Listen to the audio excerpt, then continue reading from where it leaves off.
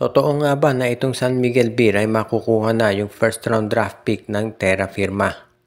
Isa yan dito sa mga pinag-uusapan ngayon ng mga fans dahil malamang daw na yan ang mangyari dahil itong si K. Mark Carino, yung maplaya daw na tinatarget talaga ng San Miguel Beer, ay nagkaroon ng isang injury.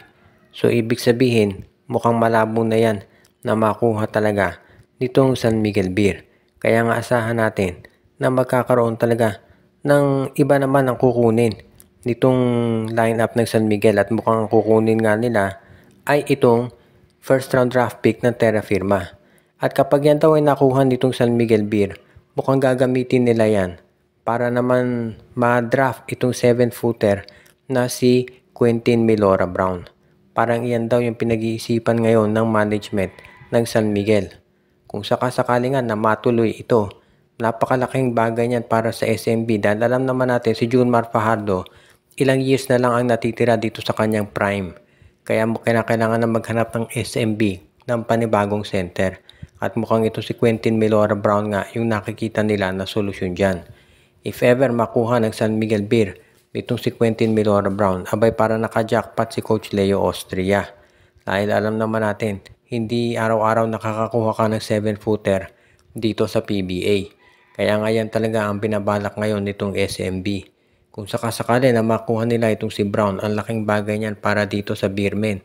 At pwede rin nating masabi na yan ay magiging heir apparent nitong si Junmar Fajardo. Para matupad itong nasabing trade, kinakailangan siguro kunin ibigay ng San Miguel Beer itong si Mowala Tautua at itong si Jeron Teng dito sa Terra Firma Jeep. Tandaan natin, bibili ng Zamboanga Valientes itong Terra Firma. So kailangan medyo mahusay-husay yung mga players na ipamimigay naman ng San Miguel. Samantala naman, napag-uusapan yung pagkuha ng mga draft picks. Itong TNT Tropang Giga ay parang ganyan din daw yung magiging plano nila. Kukunin nila yung draft pick nitong Blackwater Bossing. Parang SOP na to para dito sa SMC at MVP Group yung pagkuha ng mga nasabing mga picks dito sa mga farm teams nila. Alam din ng TNT na magiging malalim yung susunod na draft. Baka magpunta dyan itong si Jason Brickman at itong si Bill Gosum.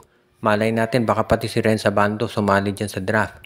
Kaya ang pinaghahandaan niya ng TNT Tropa. Plus ang TNT, alam natin anytime, pwede nilang kunin itong si Robert Bolick o kaya itong si Cedric Bearfield plus si Christian David. So medyo maganda ang future ng TNT Tropang Giga. Kung sakasakali nga na if ever kakailanganin nilang kumuha ng mga top players, madali lang niyang magagawa ng TNT. Pwede nilang i-trade itong si Paul Barilla, si Barkley Ebonia, at itong si Henry Galinato dito sa Blackwater para makuha yung mga top picks nila. Pwede rin gawin ng TNT Tropang Giga na i-trade yung iba pang mga bench players nila para dito kay Bearfield at Bolick. Pero ngayon, mukhang ang focus ng tropa ay yung first round pick ng Blackwater Bossing. Dahil yan ang mukhang gusto nilang i-secure para talaga sabihin na natin ma-finalize yung pag-acquire nila ng mga top talents dito sa darating na draft. Yan daw talaga ang plano ngayon nitong TNT Tropang Giga at masisiguro natin na pagagandahin talaga ng TNT yung kanilang performance para ito'y masiguro. Kaya nga ngayon, natitiyak natin na itong TNT Tropang Giga gagawin lahat para masabihin na natin maibigay itong kanilang pangangailangan.